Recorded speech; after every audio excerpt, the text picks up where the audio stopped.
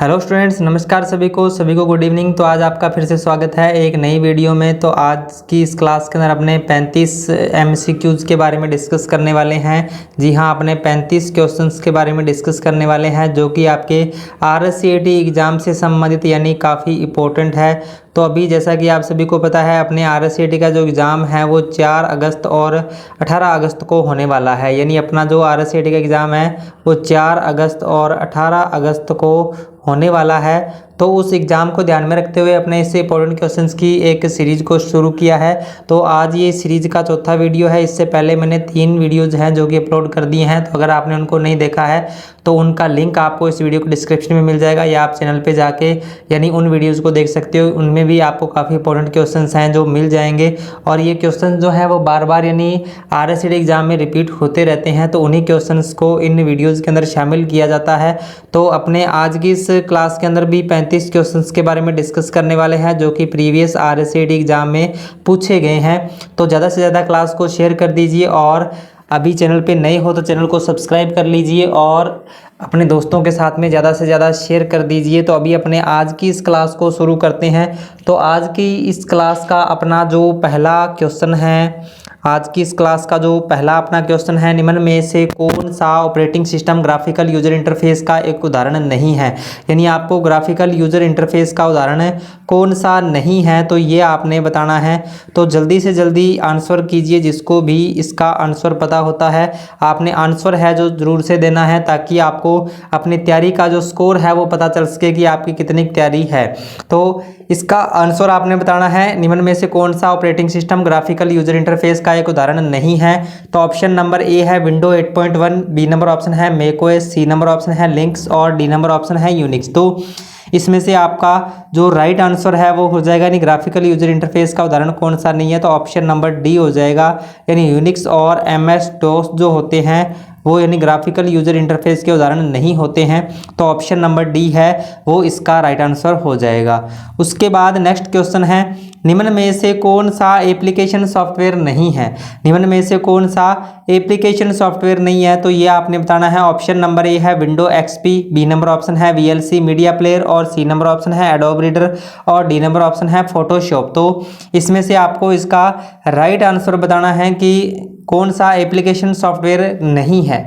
तो एक बार मैं सभी को ये चीज़ बताना चाहता हूँ कि अपने जो अभी आरसीईटी का एग्ज़ाम होने वाला है इसमें पुराना सिलेबस ही रहने वाला है, यानी अपने ओल्ड सिलेबस इसके अंदर रहेगा। आपने न्यू सिलेबस है वो भी बिल्कुल भी नहीं पढ़ना है, क्योंकि इस एग्ज़ाम के अंदर आपका ओल्ड सिलेबस का ही आएगा। आपने न्यू सिलेबस नहीं पढ़ना है, और अपने इन वीडियोज़ के अंदर भी एक बार ओल्ड सिलेबस के जो इंपॉर्टेंट क्वेश्चन हैं वही इसके अंदर डाल रहे हैं। तो अभी अपने जल्द ही न्यू यानी जो सिलेबस अभी आरसीईटी का चेंज हुआ है तो उसके ऊपर अपने जल्द से एक सीरीज है जो शुरू करने वाले हैं। तो आप ज़्यादा से ज़्यादा चैनल को सब्सक्राइब कर लीजिए। तो निम्न में से कौन सा एप्लीकेशन सॉफ्टवेयर नहीं है, तो ये आपने बताना है। तो इसका राइट आंसर आपका हो जाएगा ऑप्शन नंबर ए, यानी विंडो एक्सपी। विंडो एक्सपी क्या होता है, एक प्रकार का ऑपरेटिंग सिस्टम होता है, न कि एक एप्लीकेशन सॉफ्टवेयर होता है। तो ऑप्शन नंबर ए है वो इसका राइट आंसर हो जाएगा। उसके बाद नेक्स्ट क्वेश्चन है, टास्क बार का एक छोटा हिस्सा जिसमें पृष्ठभूमि में चलने वाले एप्लीकेशन के आइकन और उस दिनांक और समय प्रदर्शित किया गया है। यानी टास्क बार, सबसे पहले तो टास्क बार कौन सी होती है, यानी इस तरीके से अपनी जो कंप्यूटर की स्क्रीन होती है इसमें सबसे नीचे जो लाइन अपने को दिखाई देती है इसको बोला जाता है टास्क बार। और टास्क बार का यानी एक छोटा सा हिस्सा, यानी जो जैसे राइट साइड में एक छोटा सा हिस्सा होता है जहाँ पे टाइम वगैरह शो होता है, तो यानी जिसमें क्या होता है पृष्ठभूमि यानी बैकग्राउंड में चलने वाले एप्लीकेशन के आइकन शो होते हैं और समय और दिनांक शो होता है। तो यानी उसको क्या कहा जाता है, तो ये आपने बताना है। ऑप्शन नंबर ए है start button, B number option है quick launch, C number option है टास्क बार और डी नंबर ऑप्शन है सिस्टम ट्रे। तो यानी इसका जो राइट आंसर है वो हो जाएगा सिस्टम ट्रे, यानी ऑप्शन नंबर डी है वो इसका राइट आंसर हो जाएगा। यानी टास्क बार, ये नीचे वाली जो लाइन है वो दिखाई देती है उसको टास्क बार बोला जाता है, और इसके राइट साइड में ये सिस्टम ट्रे हो गया, और इसके लेफ्ट साइड में ये जो अपने को एक बटन दिया होता है उसको बोलते हैं स्टार्ट बटन। ठीक है, तो ये स्टार्ट बटन होता है। तो एग्जाम में स्टार्ट बटन या टास्क बार इनमें से किसी के बारे में भी पूछ सकता है। तो अभी इसका यानी पूछा गया है जो बैकग्राउंड में चलने वाले एप्लीकेशन प्रोग्राम को रखता है यानी उनके आइकन्स को शो करवाता है, तो वो सिस्टम ट्रे होता है। तो ऑप्शन नंबर डी है वो इसका राइट आंसर हो जाएगा। नेक्स्ट क्वेश्चन है, निम्न में से कौन सा ऑपरेटिंग सिस्टम मल्टीटास्किंग को वास्तव में लागू नहीं करता है। यानी इनमें निम्न में से कौन सा एक ऐसा ऑपरेटिंग सिस्टम है जो वास्तव में मल्टीटास्किंग को लागू नहीं करता है? तो ये आपने बताना है। ऑप्शन नंबर ए है विंडो 98, बी नंबर ऑप्शन है window NT, C number option है विंडो XP और डी नंबर ऑप्शन है MS DOS। तो इसका जो राइट आंसर है वो हो जाएगा ऑप्शन नंबर डी यानी MS DOS। यानी MS DOS जो है वो वास्तव में मल्टीटास्किंग को लागू नहीं करता है। तो इसमें आपका ऑप्शन नंबर डी है वो राइट आंसर हो जाएगा। उसके बाद नेक्स्ट क्वेश्चन है, निम्न में से कौन से विंडोज़ में प्रारंभ बटन नहीं है? निम्न में से कौन से विंडोज़ में प्रारंभ बटन नहीं है? तो ये आपने बताना है। इन स्टार्ट बटन या प्रारंभ बटन जिसको बोलते हैं, या विंडो बटन भी जिसको बोला जाता है, तो यानी वो कौन सी विंडो के अंदर नहीं है? तो ऑप्शन नंबर ए है window vista, B number option है विंडो 10, सी नंबर ऑप्शन है विंडो 8 और डी नंबर ऑप्शन है इनमें से कोई नहीं। तो इसका जो राइट आंसर है आपका वो हो जाएगा विंडो 8। यानी विंडो 8 में क्या होता है, स्टार्ट बटन या प्रारंभ बटन नहीं होता है। तो यानी विंडो 8 को जब लॉन्च किया गया था तो इसमें प्रारंभ बटन यानी स्टार्ट बटन नहीं था, और बाद में इसको अपडेट करके और कौन सी विंडो को लॉन्च किया गया था, विंडो 10 को लॉन्च किया गया था, जिसमें कि स्टार्ट बटन को पुनः यानी लागू कर दिया गया था। तो अभी इसका राइट आंसर आपका ऑप्शन नंबर सी है वो हो जाएगा। उसके बाद नेक्स्ट क्वेश्चन है, निम्न में से कौन सा ऑपरेटिंग सिस्टम नहीं है? यानी निम्न में से कौन सा ऑपरेटिंग सिस्टम नहीं है? तो ऑप्शन नंबर ए है डोस, बी नंबर ऑप्शन है लिनक्स और सी नंबर ऑप्शन है विंडो, डी नंबर ऑप्शन है ओरेकल। तो इसमें से आपको बताना है कि कौन सा ऑपरेटिंग सिस्टम नहीं है। तो ये इसका जल्दी से जल्दी आपने आंसर देना है। तो अभी यानी अपने MS DOS हो गया, लिनक्स हो गया और विंडोज़ हो गया, यानी सभी के सभी ऑपरेटिंग सिस्टम होते हैं। तो इसमें ऑपरेटिंग सिस्टम कौन सा नहीं है? तो ऑप्शन नंबर डी है वो इसका राइट आंसर हो जाएगा, यानी ओरेकल। ओरेकल यानी क्या होता है, एक प्रकार की प्रोग्रामिंग लैंग्वेज होती है। तो यानी ऑप्शन नंबर डी है वो इसका राइट आंसर हो जाएगा। उसके बाद नेक्स्ट क्वेश्चन है, एक खालिस्तान उस डिस्क पर नामित स्थान है जहां फाइलों को संग्रहित किया जाता है। यानी डिस्क पर एक नामित स्थान जहां फाइलों को संग्रहित किया जाता है, तो यानी कौन सा है यह आपने बताना है। ऑप्शन नंबर ए है फोल्डर, बी नंबर ऑप्शन है पॉन्ड, सी नंबर ऑप्शन है संस्करण और डी नंबर ऑप्शन है फाइल समूह है। तो यानी डिस्क पर नामित स्थान यानी कौन सा होता है? तो फोल्डर होता है, यानी जहां पर अपने फाइलों को संग्रहित किया जाता है। तो ऑप्शन नंबर ए है वो इसका राइट आंसर हो जाएगा। और जब भी अपने कोई भी नया फोल्डर बनाते हैं तो यानी उसका बाय डिफ़ॉल्ट नेम क्या होता है, न्यू फोल्डर होता है। तो ये भी एग्जाम के अंदर क्वेश्चन है जो पूछा जाता है। तो ऑप्शन नंबर ए है वो इसका राइट आंसर हो जाएगा। उसके बाद नेक्स्ट क्वेश्चन है, विंडो में स्टार्ट बटन का उपयोग इसके लिए किया जा सकता है। विंडो में स्टार्ट बटन का उपयोग किसके लिए किया जा सकता है? तो ये आपने बताना है।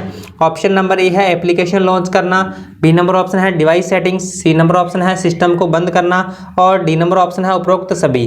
तो यानी जो अपने विंडो में स्टार्ट बटन होता है, जो अभी मैंने आपके को जिसके बारे में बताया था कि टास्क बार के लेफ्ट साइड में होता है ये, तो यानी इसमें आपका यानी जो स्टार्ट बटन होता है इसका क्या काम होता है? तो इसका काम होता है ये एप्लीकेशन को भी लॉन्च करता है, यानी ये एप्लीकेशन को लॉन्च करने का काम करता है। डिवाइस सेटिंग्स का यानी चेंज करने का ऑप्शन भी इसमें मिल जाता है और सिस्टम को बंद करने का भी ऑप्शन इसमें होता है।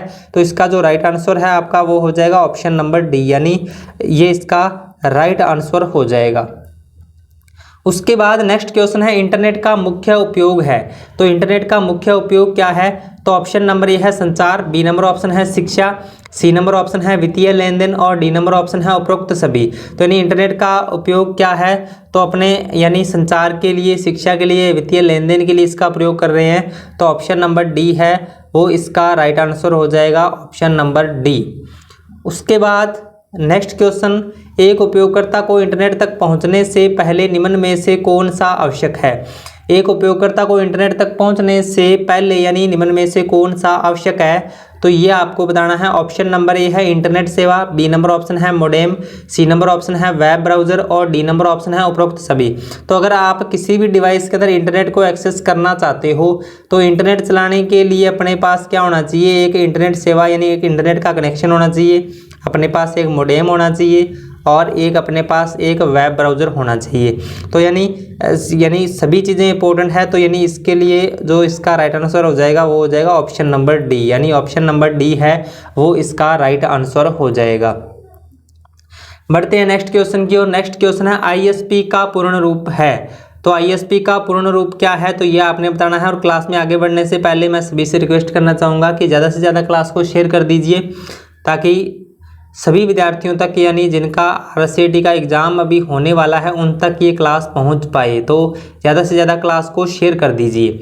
तो इसमें ISP का पूर्ण रूप आपने बताना है। ऑप्शन नंबर ए आपका internet service provider, B number option है internet service provider, C number option है इंफॉर्मेशन सर्विस प्रोवाइडर और डी नंबर ऑप्शन है इनमें से कोई नहीं। तो यानी इसका जो राइट आंसर है आपका वो हो जाएगा ऑप्शन नंबर ए, यानी internet service provider. Option number A है वो इसका राइट आंसर हो जाएगा। उसके बाद नेक्स्ट क्वेश्चन है एक वेब ब्राउज़र क्या है। तो एक वेब ब्राउज़र क्या है ये आपने बताना है। ऑप्शन नंबर ए है सिस्टम सॉफ्टवेयर है, बी नंबर ऑप्शन है एप्लीकेशन सॉफ्टवेयर है, सी नंबर ऑप्शन है बोथ एंड बी और डी नंबर उपरोक्त में से कोई नहीं। तो अपने जो वेब ब्राउज़र, जितने भी वेब ब्राउज़र होते हैं तो यानी वो वेब ब्राउज़र किसकी श्रेणी में आते हैं, एप्लीकेशन सॉफ्टवेयर की श्रेणी में आते हैं। तो यानी ऑप्शन नंबर बी है वो इसका राइट आंसर हो जाएगा, यानी एप्लीकेशन सॉफ्टवेयर। यानी जो जितने भी वेब ब्राउज़र हैं वो किसकी श्रेणी में आते हैं, एप्लीकेशन सॉफ्टवेयर की श्रेणी में आते हैं। तो इसका राइट आंसर आपका ऑप्शन नंबर बी है वो हो जाएगा। नेक्स्ट क्वेश्चन है मोडेम का पूर्ण रूप है। मोडेम का पूर्ण रूप क्या है तो ये आपने बताना है। और काफ़ी इंपॉर्टेंट क्वेश्चंस आज की इस क्लास के अंदर इंक्लूड किए गए हैं, तो आपने साथ साथ में आंसर देना है ताकि आपका स्कोर है वो पता चल सके। और लास्ट में आपने ये भी जरूर से बताना है कि आपके कितने क्वेश्चन सही हुए हैं। तो मोडेम का पूर्ण रूप क्या है तो ऑप्शन नंबर ए है वो इसका राइट आंसर हो जाएगा, मॉड्यूलेटर और D modulator. Option number A है वो इसका राइट आंसर हो जाएगा। नेक्स्ट क्वेश्चन है यूआरएल का पूर्ण रूप है। यूआरएल क्या है, यूआरएल यानी ऑप्शन नंबर ए है uniform resource locator, B number option है यूनिवर्सल रिसोर्स लोकेटर और सी नंबर ऑप्शन है बोथ एंड बी और डी नंबर ऑप्शन है उपरोक्त में से कोई नहीं। तो यूआरएल का पूर्ण रूप आपने बताना है। तो इसका जो पूर्ण रूप है वो हो जाएगा यूनिफॉर्म रिसोर्स लोकेटर, यानी ऑप्शन नंबर ए है वो इसका राइट आंसर हो जाएगा। उसके बाद नेक्स्ट क्वेश्चन है www का पूर्ण रूप है। तो www का पूर्ण रूप क्या है तो ऑप्शन नंबर ए है world wisdom web, B number option है वर्ल्ड वाइड वेब और सी नंबर ऑप्शन है world web of wisdom, D number option है वाइड वेब ऑफ वर्ल्ड। तो यानी www का पूर्ण रूप आपने बताना है, यानी www यानी जब भी अपने कोई वेबसाइट लगाते हैं तो उसके शुरुआत में लगाया जाता है www। तो यानी इसका जो पूर्ण रूप है वो क्या होता है तो वर्ल्ड वाइड वेब होता है। तो ऑप्शन नंबर बी है वो इसका राइट आंसर हो जाएगा, यानी वर्ल्ड वाइड वेब। उसके बाद नेक्स्ट क्वेश्चन है इनमें से कौन सा एक ईमेल क्लाइंट है। तो इनमें से कौन सा एक ईमेल क्लाइंट है तो ये आपने बताना है। ऑप्शन नंबर ए है जीमेल, बी नंबर ऑप्शन है मिनत्रा, सी नंबर ऑप्शन है राउटर और डी नंबर ऑप्शन है टॉप लेवल डोमेन। तो यानी इसमें से ईमेल क्लाइंट आपको बताना है। तो यानी ईमेल क्लाइंट यानी जिससे अपने कोई भी मेल वगैरह भेजते हैं तो वो आपने बताना है तो कौन सा है। तो इसमें अभी ऑप्शन नंबर ए है वो आपका राइट आंसर हो जाएगा, यानी जीमेल। जीमेल क्या होता है, एक प्रकार का ईमेल क्लाइंट है, यानी जिससे अपने कोई भी मेल वगैरह यानी भेजने के काम में आता है ये। तो ऑप्शन नंबर ए है वो इसका राइट आंसर हो जाएगा। बढ़ते हैं नेक्स्ट क्वेश्चन की ओर। नेक्स्ट इंपॉर्टेंट क्वेश्चन है अपना निम्न में से सर्च इंजन का उदाहरण है। तो निम्न में से कौन सा सर्च इंजन का उदाहरण है तो ये आपने बताना है। ऑप्शन नंबर ए है पेटीएम, बी नंबर ऑप्शन है गूगल, सी नंबर ऑप्शन है फ्लिपकार्ट और डी नंबर ऑप्शन है उपरोक्त में से कोई नहीं। तो सर्च इंजन का उदाहरण आपने बताना है। तो सर्च इंजन यानी पहले तो आपको बता देता हूँ सर्च इंजन कौन कौन से हैं जो कि आपने RCT की बुक के अंदर दिए हुए हैं। तो आपका एक तो गूगल हो गया, बिंग हो गया, गूगल बिंग और याहू। ठीक है, गूगल बिंग और याहू यानी 3 सर्च इंजन दिए हुए हैं। तो इसमें आपका यानी अभी ऑप्शन में दिया हुआ है गूगल, तो ऑप्शन नंबर बी है वो इसका राइट आंसर हो जाएगा, यानी ऑप्शन नंबर बी गूगल है जो एक प्रकार का क्या होता है सर्च इंजन होता है। नेक्स्ट क्वेश्चन है DNS का पूर्ण रूप है। तो DNS का पूर्ण रूप आपने बताना है क्या है। तो ऑप्शन नंबर ए है domain name system, B number option है digital number system, C number option है बोथ एंड बी और डी नंबर ऑप्शन है उपरोक्त में से कोई नहीं। तो DNS का पूर्ण रूप आपने बताना है। DNS का पूर्ण रूप क्या होता है तो ऑप्शन नंबर ए है वो इसका राइट आंसर हो जाएगा, यानी डोमेन नेम सिस्टम। DNS का पूर्ण रूप क्या होता है, डोमेन नेम सिस्टम होता है, यानी ऑप्शन नंबर ए है वो इसका राइट आंसर हो जाएगा। उसके बाद नेक्स्ट क्वेश्चन है अपना, नेक्स्ट जो इम्पोर्टेंट क्वेश्चन है पीएमजेडीवाई प्रधानमंत्री जन धन योजना खाते खोलने के लिए कितनी न्यूनतम राशि आवश्यक है। यानी प्रधानमंत्री जन धन योजना वाला जो खाता है उसको खोलने के लिए कितनी न्यूनतम राशि आवश्यक है। तो ऑप्शन नंबर ए है आपका 10,000 रुपये, बी नंबर ऑप्शन है 5,000 रुपये, सी नंबर ऑप्शन है 1,000 रुपये और डी नंबर ऑप्शन है शून्य शेष राशि। तो यानी प्रधानमंत्री जन धन योजना वाला जो खाता है उसको खोलने के लिए अपने यानी कितनी राशि खाते में आवश्यकता है। तो जीरो बैलेंस पे ये खाता खुलता है, तो जीरो बैलेंस पे यानी ऑप्शन नंबर डी है वो इसका राइट आंसर हो जाएगा, शून्य शेष राशि। यानी शून्य शेष राशि पे ये अकाउंट है जो ओपन किया जाता है, तो ये इसका राइट आंसर हो जाएगा। नेक्स्ट क्वेश्चन है, निम्न में से कौन सा ऑनलाइन बैंकिंग का एक फायदा नहीं है। कौन सा एक ऑनलाइन बैंकिंग का फायदा नहीं है, तो ये आपने बताना है। ऑप्शन नंबर ए है समय बचत, बी नंबर ऑप्शन है लागत बचत, सी नंबर ऑप्शन है उपयोग करने के लिए एक इंटरनेट कनेक्शन की आवश्यकता और डी नंबर ऑप्शन है खाते की सुरक्षा।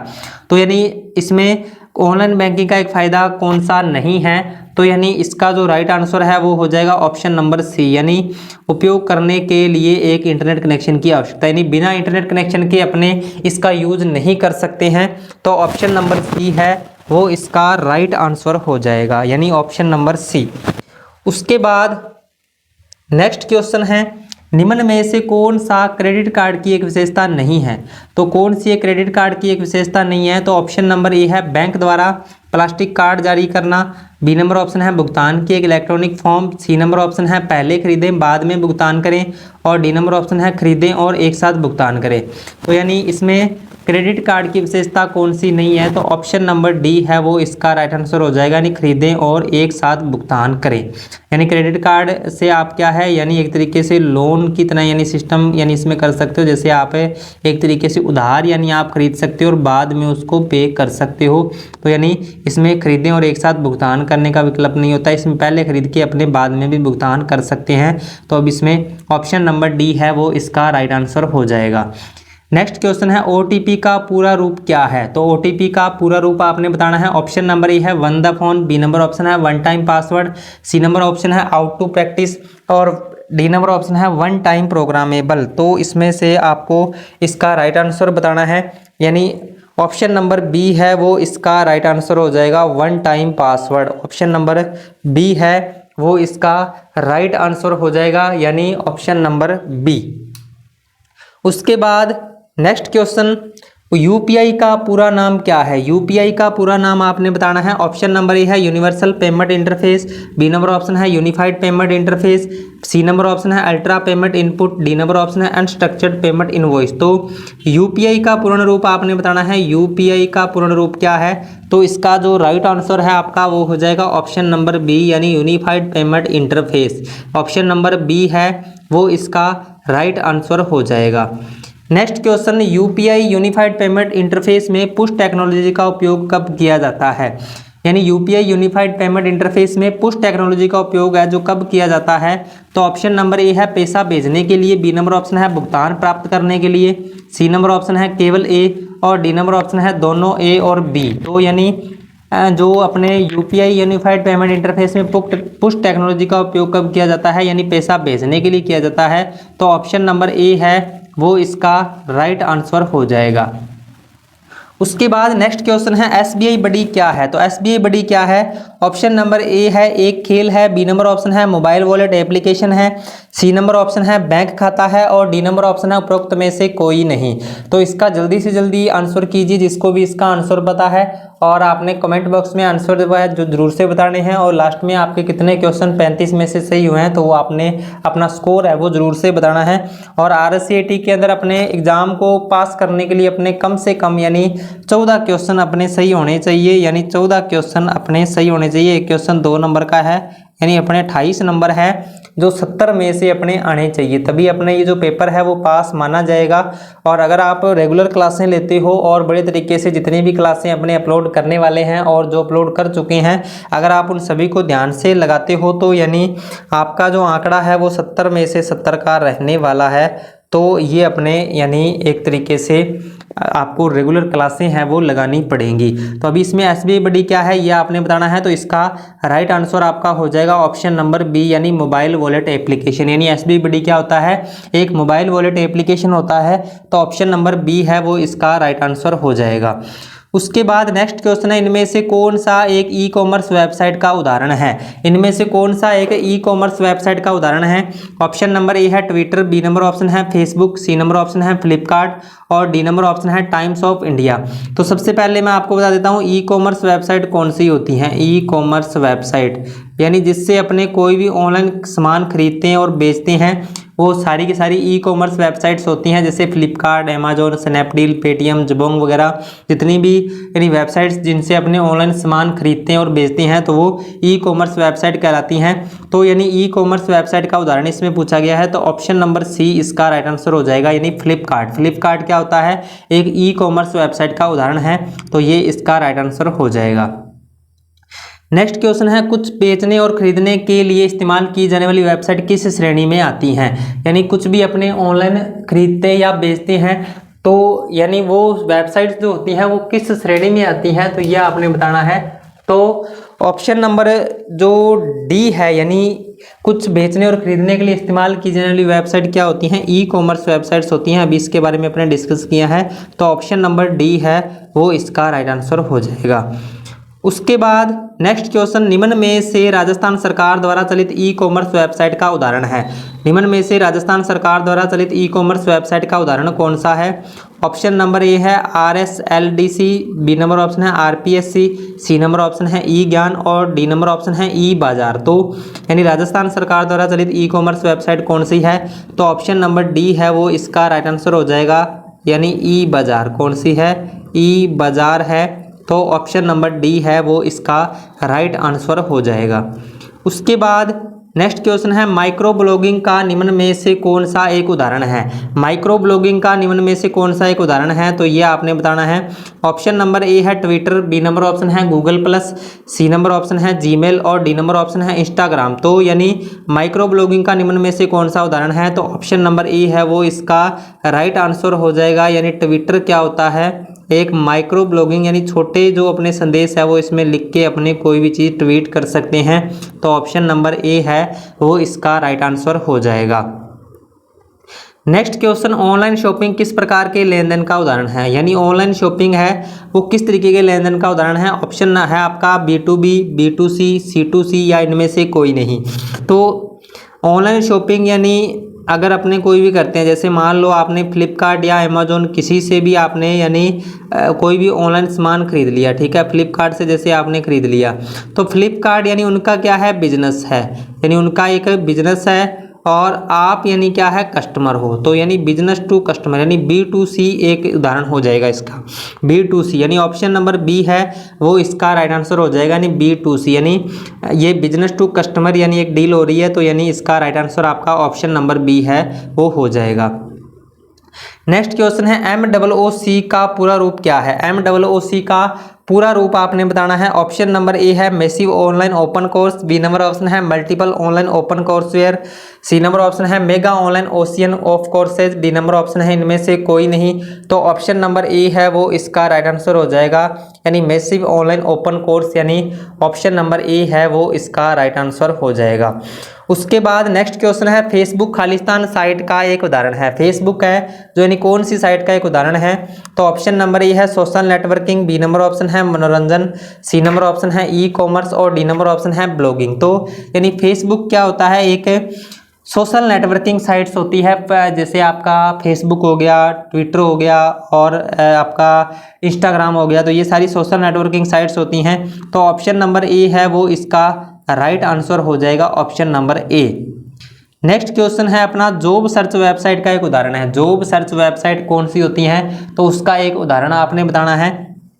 ऑप्शन नंबर ए है naukri.com, बी नंबर ऑप्शन है amazon.com, सी नंबर ऑप्शन है myntra.com और डी नंबर ऑप्शन है पेटीएम। तो यानी जॉब सर्च वेबसाइट का उदाहरण कौन सा है? तो ऑप्शन नंबर ए है वो इसका राइट आंसर हो जाएगा, यानी naukri.com क्या है? एक जॉब सर्च वेबसाइट का उदाहरण है। तो ऑप्शन नंबर ए है वो इसका राइट आंसर हो जाएगा।